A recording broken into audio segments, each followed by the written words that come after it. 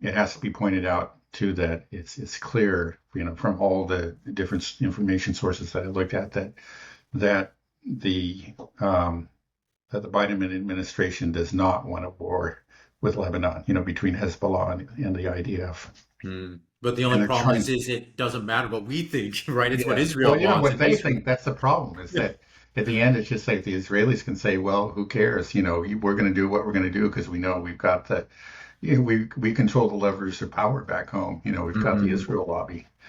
Mm, right. Yeah, it's like having, a friend that's picking fights all the time and expects you to have their back. It's Yeah, not a good right. And you're situation to fool be enough in. to always show up and finish. Yeah, I mean, with Hezbollah, I I think there's just this big kind of maybe it's almost slightly racist based roots to it that we just have this idea of like Hezbollah and Iran as being really kind of third world inadequate. These are just, Mhm. they don't have any fighting forces. So I think the world's going to be in for a rude awakening, especially here in America, when Hezbollah really ends up pounding Israel. Because I am confident that if Israel invades Lebanon to go after Hezbollah, Israel will lose. And then the US will have to come in. That's what will Yeah, happen. I don't think people need to understand where we are in modern warfare. The Iranians have more advanced missiles than the United States has. They have hypersonic missile, the Fatah 1 and 2 that can do evasive maneuvers. They're they've been striking the Iron Dome itself. The Hezbollah blew up an Iron Dome system. They are blowing up the best air defensive system with their rockets. mm, So right. what I like once again, it makes me think like if we're able to do this analysis and come up with this conclusion, like yeah, they won a war in 2006 and Israel lost against Hezbollah. Mhm. So surely the IDF Israel's making this kind has to be able to draw similar conclusions that we're drawing. Right. So does that mean they think they can actually win this war, or is the plan just to get the U.S. involved? Well, um, I think there Or may be a maybe. little bit of both. I think. Mm, Um, yeah, it does seem okay. Because the initial question was, what is a escalation in the offing? Are we looking to, in right. the short run, are we going to have a real an expansion of the war in both of these areas? And we've finished talking about Ukraine. I think for the various reasons I gave, I think we will see that there pretty soon. And then, yeah, there was kind of an increased talk about a conflict, about the possibility of an Israel Hezbollah war. And that hasn't died away. If anything, it's actually continued to heat up. And it looks like we seem to be right on the cusp of it. Doesn't mean that it has to happen, but it the rumors that like we're just a day or two away from it, that Israel is poised to begin both, air attacks and a ground invasion. And Hezbollah is saying, well, we're ready for it, like, whatever you throw at us. Um, yeah, it's interesting, actually. Um, yeah, well, the question is, why would Israel do that? You raise that question. Aren't they aware, that they're dealing with a much more formidable force? And I think, yeah, there is awareness. That's one reason why we haven't seen it yet. I mean, look, Hezbollah has been raining, rockets. That's not their best stuff. I think it's like at their lower, um, the Katyusha rockets that are largely unguided, and some other missiles and some drones, but not what the best missiles in their arsenal yet. But just with these, they've basically emptied, the northern border region of Israel, and at least 60,000. You hear different numbers: 60,000, maybe 80,000. Um, Israeli residents have were forced to leave their home several months ago and are now, in hotels, and there's no way for them to return. And then it's in the meantime, Hezbollah apparently has been doing real damage. I mean, you get different stories, like the um, I think the IDF doesn't really want to talk about, like, for example, damage to the Iron Dome or whatever, but we're getting a lot of reports that they have hit these military installations, including at least one strike, like on an Iron Dome um, system, close to the border. But yeah, there's surveillance outposts. There, just much of their military infrastructure along the northern border.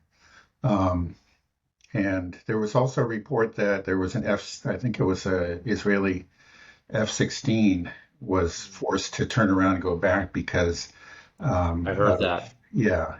Now that's not confirmed, but that may be, that would be a big deal because that's one thing that Israel's always had is just this unchallenged air supremacy. So on the ground, like in 2006, as he pointed out, the IDF did very poorly. I was surprised by the strength of Hezbollah's resistance, the effectiveness of their resistance, and after kind of just um, struggling, very close to the border, eventually just gave up and pulled back. But in the meantime, the Israeli Air Force did a lot of damage to Lebanon, to Lebanon's infrastructure, and so we're going to see. I don't know if Hezbollah has significant air defense or not, but that could be a big difference. But even if they Yeah. don't, yeah, I mean, Israel can do a lot of damage to Hezbollah, but at the same time, Hezbollah, in the meantime, since 2006, have really, all the reports I've been hearing for years and years, they've just been building up their missile arsenal, and they have some very sophisticated missiles that can strike deep into Israel and do really serious damage. Right. And But yeah, but still, Israel seems to be going ahead with this, and the question is, I think maybe there is some of that arrogance. It's still hard for them to believe that they could actually be defeated by Hezbollah. Um, and but then they may just think, yeah, this maybe there's at least somewhat aware that this is going to be a tough fight, but they feel like they just have to do it because again, it's exposing the Hezbollah has been exposing their weakness, and they just feel like they cannot appear weak. They have to restore deterrence. And so they just may think that, okay, we just don't have a choice. We have to do this. And they're probably thinking in the back of their minds, if we get into trouble, the U.S. will help us. And they're probably right. yeah, and something that I think people also often overlook and underestimate is just the motivation of your forces and your troops. Hezbollah Yeah. is highly motivated. They've been training for this fight their whole life. Yeah. This is something that they've been really preparing for, and I think that that will Yeah. go a long ways. And also it's that they're battle hardened. I mean, they've been fighting Mhm. ISIS and al-Nusra and, in Syria alongside the Syrian army. So these are people that they're very disciplined. Everybody like who's worked with them have said that these are very impressive, military units, very cohesive, disciplined, well trained, Right, they're and they not have gonna. real combat experience. And on the IDF side, I mean, if what we've seen in Gaza is, indicative of, what they're going to send up to into Lebanon, I, this, IDF's in trouble. They're in yeah, trouble. yeah. I mean, these people, there's obviously a lack of discipline, or they're, or you know, and the truth is that they haven't fought a real enemy for years. Maybe the last time was 2006. When they faced off against, and that was just a small portion of their forces. That was actually a fairly limited invasion. But most of these soldiers' experiences is actually, to be honest, is as an occupier. It's against civilians or rock throwing teenagers and Small places arms like the West fire. Bank or Gaza, and that doesn't prepare you for a real adversary. And they're going to meet a real adversary in Gaza, not Right. in Gaza, I mean In in Lebanon. southern Lebanon, right? Yeah.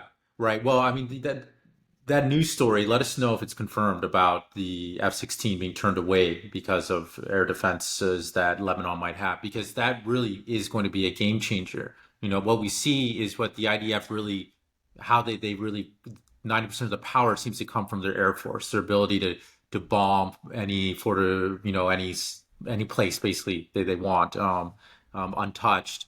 If they can't do that, they're going to be in real trouble because when they go in with their ground forces, you see them get bogged down even in Gaza, fighting Hamas.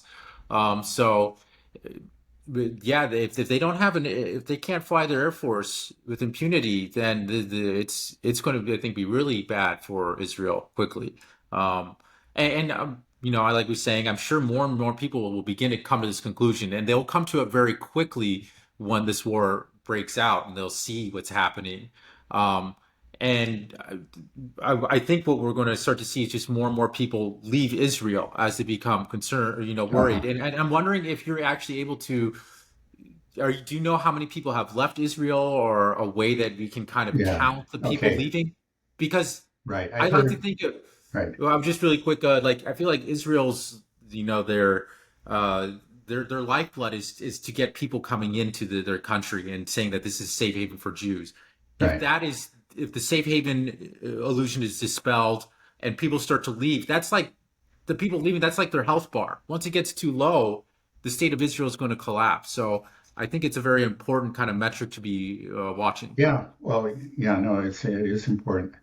I've heard anything from 300 to 500,000 have left since October 7th, which is, that's a lot. What does Israel have a population of? 9 million. Yeah, I was going to say roughly 10 million. Yeah, but something like but that. but 20% Yeah, or it could be roughly, yeah, anywhere from 15 to 20% like that. And that's a big part of the population of a country, well, right? yeah, I was going to say Yeah. 20% of the Israeli population is Palestinian, Okay, or right. more so. So we're Right. talking about maybe 7 million. It could be. Okay. So Yeah. I, No, I I so don't know. that's I'm just I right. actually Yeah, don't but quote me there on are those many numbers. more that are dual citizens. And right, when push comes to shove, a lot of those people may leave. You're right. Many have left already. We're talking not an insignificant fraction. Again, this is something that I know others have pointed out. Like when uh, back in the fall of 2022, Putin announced the partial mobilization, of 300,000 Russian reservists.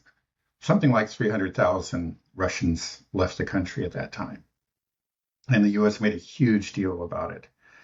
And now, actually, from what I understand, is that most of these people have returned. At least half of them have. And again, your sister knows one of these people. He took off and then he's back. And he said, "Oh, that Got to was be a little stupid." embarrassed, Yeah, right. right? Coming But back well, like, part of it is a lot of them actually just trusted Western media sources. They weren't even going to be, you know, they weren't part of the mobilizer. He was mobilizing reservists. People who already had served and had certain skills and whatever. And a lot of these people ran off, weren't even eligible to serve. But um, anyway, but even so, that 300,000, that roughly 300,000 people that ran off, young men mostly, that was a much smaller percentage of the Russian population than what we saw in Israel. But of course the uh, the Western media didn't exactly shine a light on what was happening in Israel. But it could become, the numbers could go way up if a serious war breaks out between the IDF and Hezbollah, and if missiles start raining down on Tel Aviv, or that could just change everything. That's because they haven't really seen anything yet. I mean, it could be. right? Yeah, I guess the thinking in Israel is just that they have to do this now, because the longer this goes on, then they don't establish that dominance. They'll just going to slowly bleed out. So they have to, like you said, reassert that dominance right away. And maybe the longer they wait, they're also seeing Hezbollah get stronger and stronger. So that I Right. feel like they feel like this is the only way out, is we have to strike now. Maybe we get lucky, a quick decisive victory, but it's okay because we're gambling, but we're using daddy's credit card, which is Right. America. So Right. if it doesn't work out, daddy will bail us out. And I think that lends to more moral hazard. I mean, Right. if we Certainly. took that away, maybe Yeah. because really the way to stop this war is actually pretty easy. They just need to stop what they're doing in Gaza. They need to pull out. Right. They need to Exactly. Well, give that's Palestinians some why. time. Right. That's why Hezbollah has been, firing these Katyusha rockets and so on. They've said that it will end when you pull out of Gaza. Right. It's so frustrating because there is the correct moral ethical decision to be made here. It's so easy for Right. so many of us to see. It's like, yes, just stop the killing. These are people too. They have Right. families. right, They deserve to live. Like, right, let's stop this madness. Same thing in Ukraine. Like, here's a peace yeah, proposal. Let these people live. right, They voted in a referendum to be part of Russia. They speak Russian. Just let them be. You can live your own life. Go back to, get on your PlayStation and play games and have a good time. Go out and try to date a girl. Live a normal life. Why can't we do that? But we're in a situation where we're backing clearly the immoral party. We're supporting both of these. The only right, reason right, both of these issues exist, yeah, and that right. the Well, I think, moral correct yeah, path isn't taken, is because right, of America, and it's right, very frustrating right. that this is us, and we're becoming the pariah of the world, and it's just, and everybody's just going to hate Yeah. us. Well, yeah, in all these places, yeah, in both Ukraine and Israel, and I think you can say in Taiwan too, it's just the involvement of the United States has really warped domestic politics. Mhm. It's encouraged the what they call, the extremists, the maximalist, the ultra nationalist factions in those countries. Has made them grow, uh, become much more powerful than they ever would have become otherwise. If it wasn't for us, if it wasn't for our guarantees, um, they, I think, oh yeah, again, peace would have been possible, probably would have been achieved in all these countries, um, because people would be forced to be, realists. It's just like the maximalist um, option wouldn't really be on the table. You just look at it and say, well, that's clearly impossible. And the only reason that it still is on the table is because we have the U.S. whispering in their ear saying, yeah, we backed you. And they can go there and say, in negotiations or in elections or whatever, is that we've got the U.S. at our back, and therefore victory is ours. Um, of course it isn't, but they're led to Yeah. believe that with awful Well, consequences. my hope, I mean, maybe a way out of this is that if Russia wins a quick, decisive victory from their major offensive that you believe is going to come soon in Ukraine, that it will kind of just shift the balance of power. Like in such a clear way that I think it will have a big effect on Taiwan, and hopefully Israel will see. Just because the Taiwan and Israel, they think they got the ultimate super weapon, the United States, behind them at any time, so they're invincible. But then they realize, oh, this weapon isn't as good.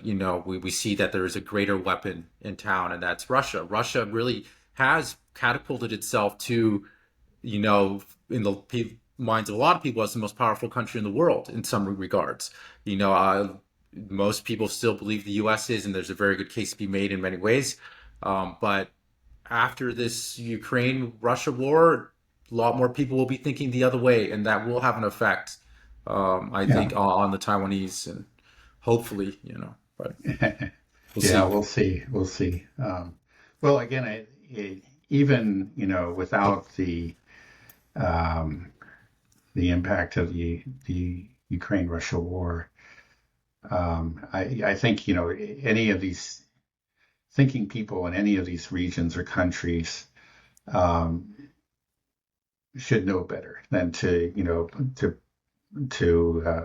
rely on the U.S. for ultimate victory. I mean, because there are other historical examples in the not too distant past, Vietnam, Afghanistan, countries that decided, or at least factions within those countries that decided that they were going to, you know, um, yeah, simply, yeah, just accept those American assurances of ultimate victory, and